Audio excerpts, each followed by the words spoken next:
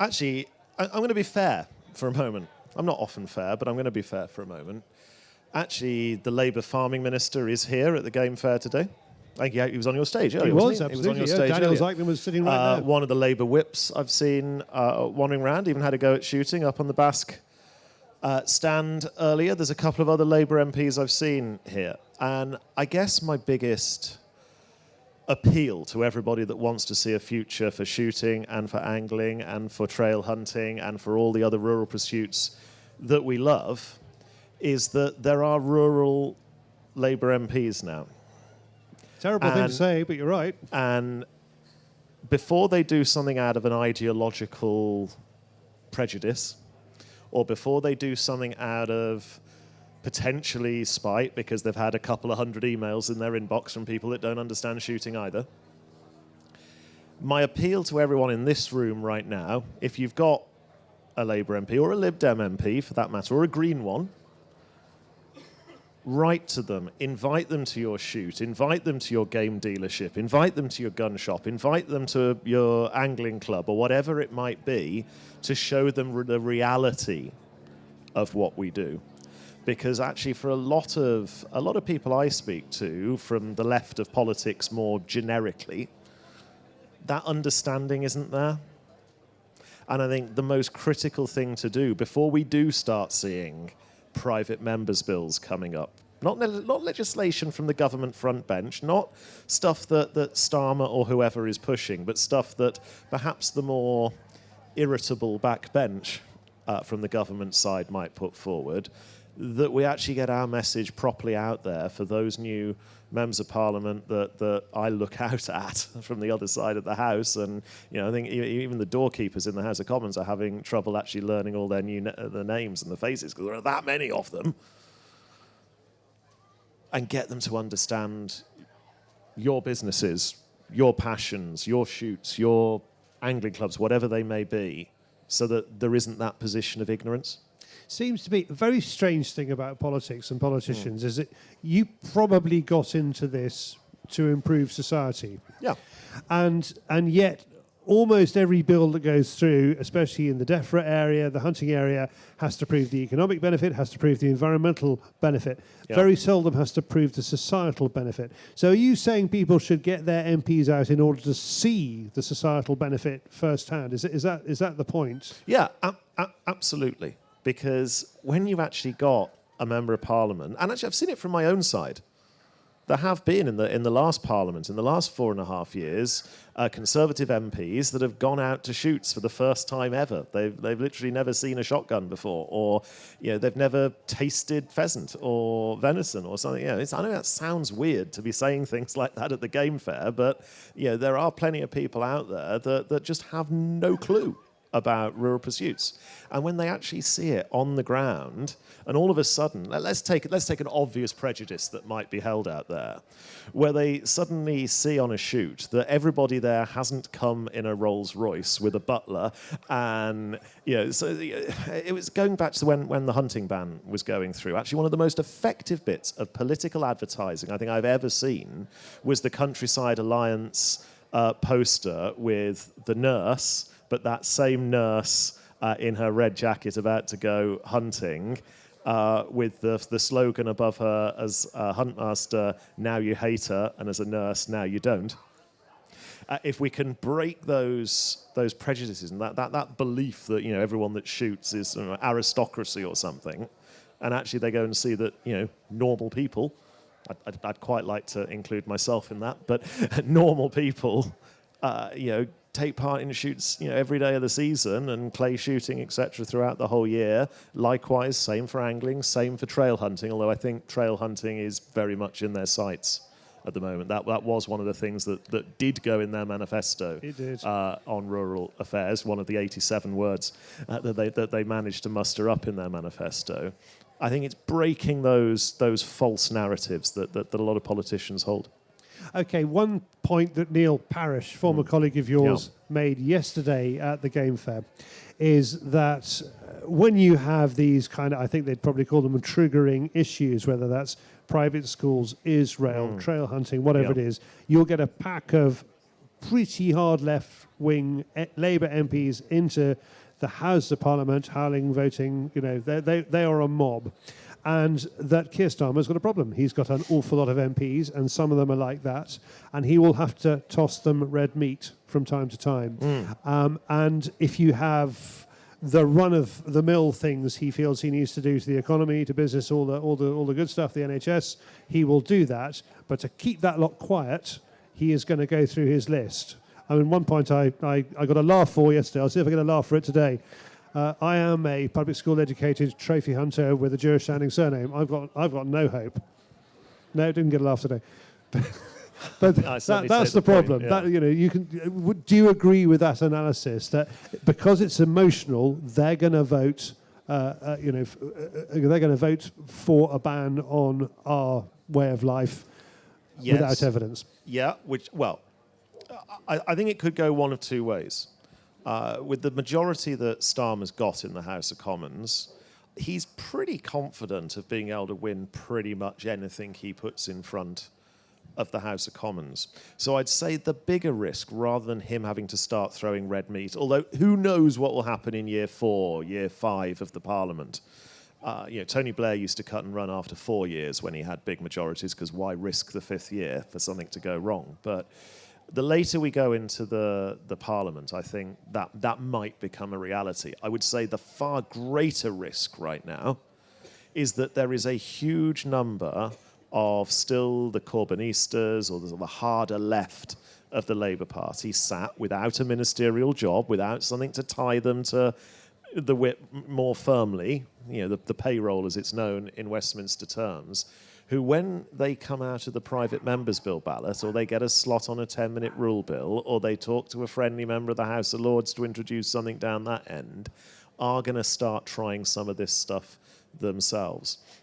And never forget where, just in the last Parliament, where some of the more problematic bits of legislation, your example around trophies, it actually started in the private members' bill process rather than government initiated legislation. And I think that's what we've got to watch out for. And without sounding like a broken record, that's why we actually need not just me and Geoffrey Clifton Brown and others on the Conservative side and the opposition benches to be jumping up and down and making all of the arguments you'd expect us to make to defend the rural way of life. We actually desperately need rural Labour MPs and rural Liberal Democrat MPs to be making those points as well, because that is where we actually start to neutralise the argument. That's where, when it comes to Keir Starmer sitting down with his chief whip and saying, what can we get through the House of Commons, or what's problematic, we need his chief whip to be telling him, well, actually, boss, we've got these 50 or 60 that simply aren't going to go along with it if we try and go after shooting or go after trail hunting or go after trophies or whatever it might be. So that's the power, and that's the real life politics at play here. I mean, we've lost some treasures of hunting. Simon Hart has gone, James Gray. We have gained some. Rachel Gilmore is a Lib Dem who is very pro fox hunting. That's good. That's rare, but good. It is rare, but she's an old-fashioned Liberal in that respect. There is Angus MacDonald on Sky, who's pro hunting, pro shooting. So perhaps you can kind of reform that gang who looked after us. You were basically the unofficial minister for shooting for a while. well, I was the defence mechanism on the back benches, I think, would be the better way.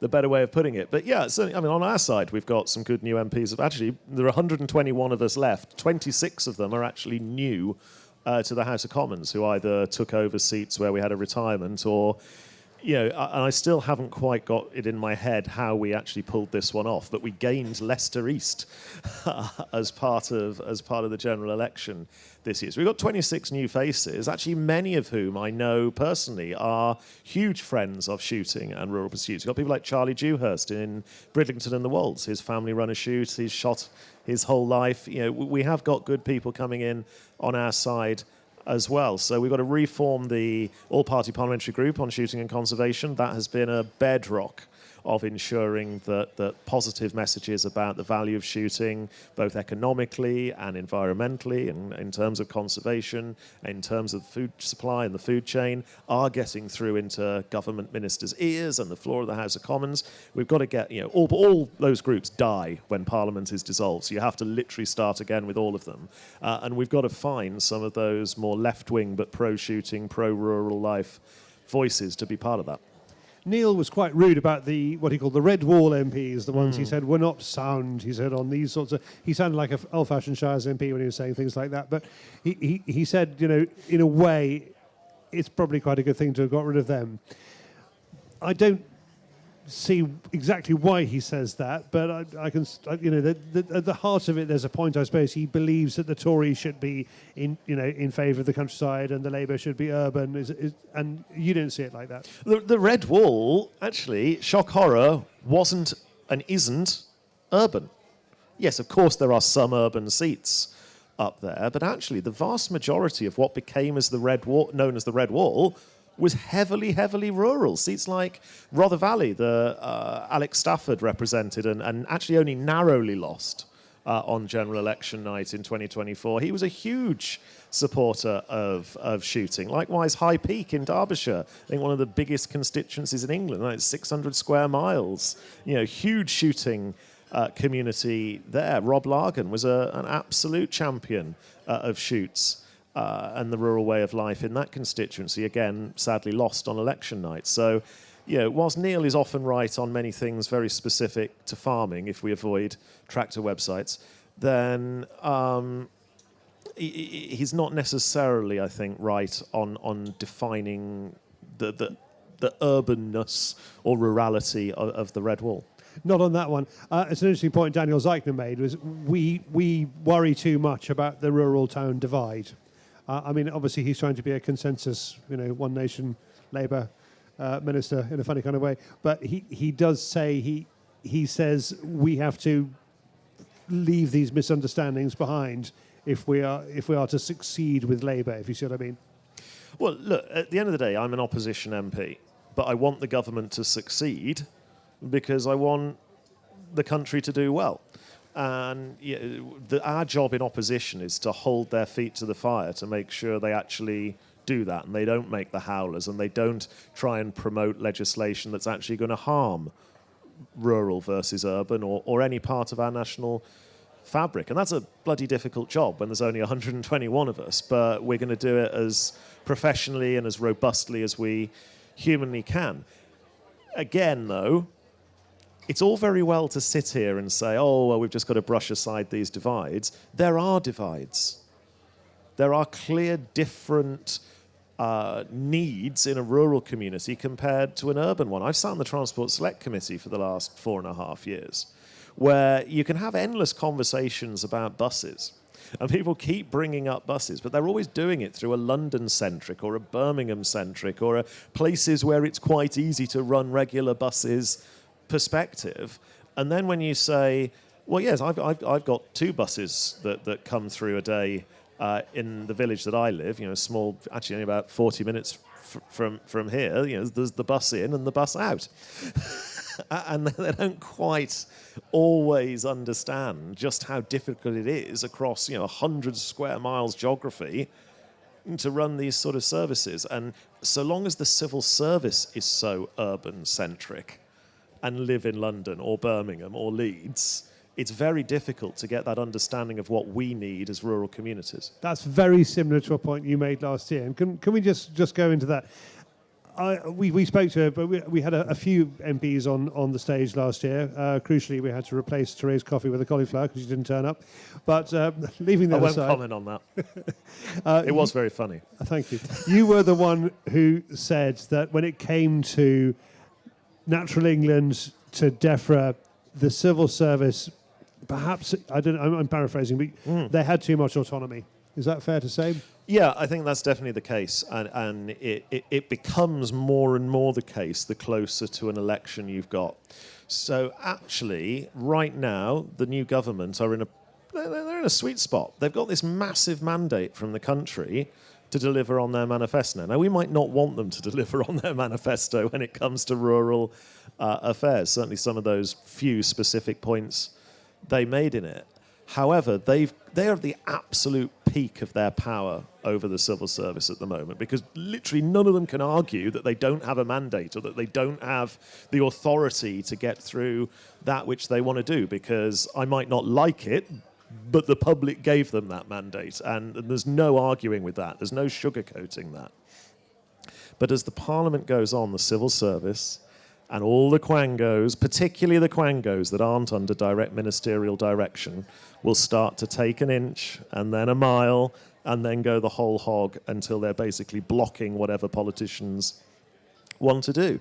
And that's something that I think we do have to fundamentally reform, whoever's in power, as much in the current government's interest as hopefully a future Conservative government's interests. Because if politicians, the people that are elected to make these decisions, lose that control, and it does go to the unelected, to the bureaucrat, we're not going to get the answers we actually want and need as a country. Greg, you've been through a grueling election campaign. I'd like to give you some time to go and enjoy the game fair. Thank you so much for coming onto the stage. Always a pleasure. Thank you for what you do. Thank you.